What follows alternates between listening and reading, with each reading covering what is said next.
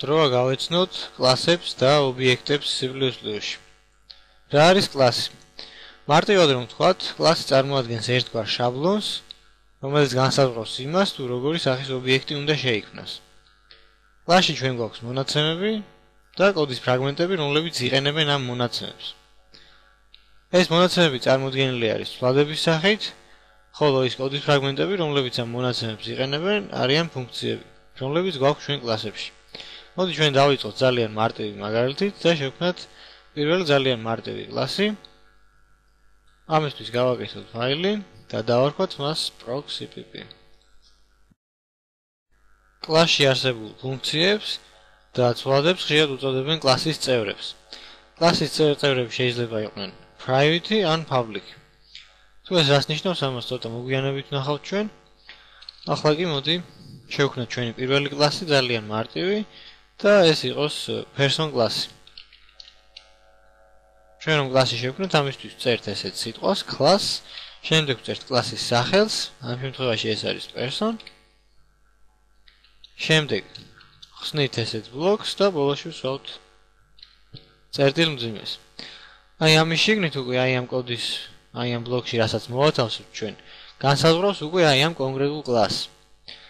მოდი ჩვენ შევქმნათ ახლა ამ კლასში ცვლადები და ესენი იყვნენ public ცვლადები, ამისთვის წერთ სიტყვას public და ეს public ნიშნავს, რომ ამ ცვლადების გამოყენება ჩვენ შეგვეძლება კლასის გარედან და მოდი persons გქონდეს ესეთი პარამეტრი int age და სახელი, ეს იყოს string name. ახლა ეს ჩვენი კლასი უკვე არის შექმნილი, მაგრამ ამის გამოყენება რომ ჩვენ მოვახერხოთ, ამისთვის დაგვჭირდება რომ შევქმნათ ამ კლასის ობიექტი. ანუ თავისთავად ცალკე აღებული ეს კლასი არაფერს არ წარმოადგენს, თუკი ჩვენ ვერ შევძლებთ მის გამოყენებას, ანუ ვერ შევქმნით მის ობიექტებს. ამიტომ შევქმნათ ახლა ამ კლასის ობიექტი, ეს არის ძალიან მარტივი. ჩვენ ამისთვის წერთ person და შემდეგ წერთ ჩვეულებრივად სახელს, როგორც ჩვეულებრივი ცვლადების შემთხვევაში ვაკეთებთ, მაგალითად p1. ეს ნიშნავს იმას, რომ p1 წარმოადგენს person კლასის ობიექტს. და ახლა ჩვენ უკვე შეგვიძლია გამოვიყენოთ ეს age და name.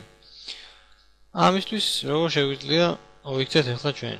ჩვენ ვწერთ ჩვეულებრივად p1, შემდეგ ვწერთ წერტილს და ამის შემდეგ ვწერთ კლასის წევრის სახელს. ამ შემთხვევაში ავიღოთ ეს age ცვლადი და მივანიჭოთ მას რაიმე მნიშვნელობა, მაგალითად 21. ასევე მოვიქცეთ ახლა სახელის შემთხვევაშიც და მას მივანიჭოთ io. და ახლა უბრალოდ დავბეჭდოთ ჩვენ აი ეს მონაცემები, რაც არის ჩაწერილი აი ამ ცვლადში.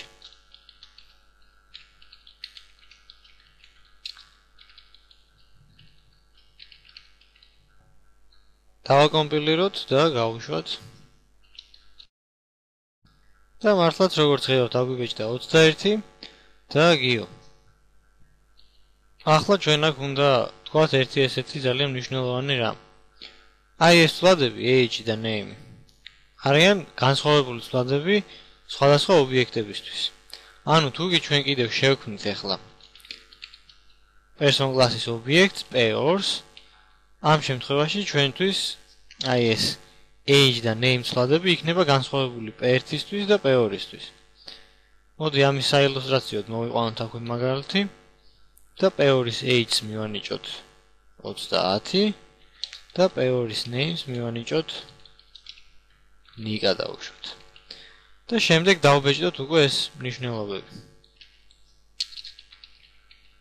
ოღონდ აქ p1-ის ნაცვლად დავწეროთ p2. გავუშვათ ახლა და ვნახოთ რა მოხდება. აი როგორც ხედავთ, ჯერ დაიბეჭდა 21, შემდეგ io, შემდეგ 30 და შემდეგ უკვე nika. ეს ნიშნავს იმას, რომ ეს ობიექტები წარმოადგენენ დამოუკიდებელ ერთეულებს, ანუ დამოუკიდებელ ელემენტებს პროგრამაში. მიუხედავად იმისა, რომ ისინი არიან ერთი და იგივე კლასის ობიექტები. სწორედ ამიტომაც არის, რომ აი ამ ცვლადების მნიშვნელობა p1-ის შემთხვევაში სხვა არის, ხოლო p2-ის შემთხვევაში არის კიდევ სხვა.